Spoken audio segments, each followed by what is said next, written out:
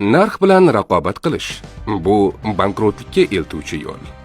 Ko'pchilik o'ylaydi, arzonroq qilaman, ko'proq mijoz keladi. Boshlarishda ishlagandek tuyuladi. Lekin nima bo'ladi? Marja tushadi. Reklama uchun byudjet qolmaydi. Sifat yomonlashadi, servis pasayadi, mijozlar sodiqligi yo'qoladi. Siz kichik jangda yutib, urushni yutqazasiz. Arzon narx uchun kelgan mijoz eng sodiqsiz mijoz. Ertaga kimdir undan ham arzon qilsa, darrov o'sha tomonga o'tadi. Ularni o'zgartirib bo'lmaydi. Ular qiymat emas, faqat foyda izlaydi. Narxni tushirish bu o'zingni o'chirish. Narx bilan raqobat qilganingizda o'zingizning noyobligingizdan kechasiz. Oddiylarga aylanasiz. Narx bu marketing, arzon narx bu arzon chunki sifatsiz degan signalni beradi. Ayniqsa ta'lim, xizmat, digital sohalarda bu signal kuchli. Narx o'rniga nimani taklif qilamiz? Noyob taklif. Siz boshqa hech kimga o'xshamaysiz.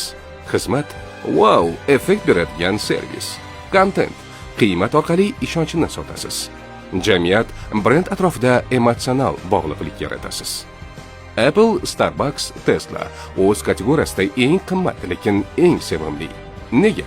Chunki ular narx bilan hech qachon raqobat qilmaydi. Ular kult, tajriba va qiymat yaratadi. Shuning uchun mijozlar xursand bo'lib, ortiqcha pul to'lashga tayyor. Narx bu sotish quroli emas, bu brend pozitsiyasini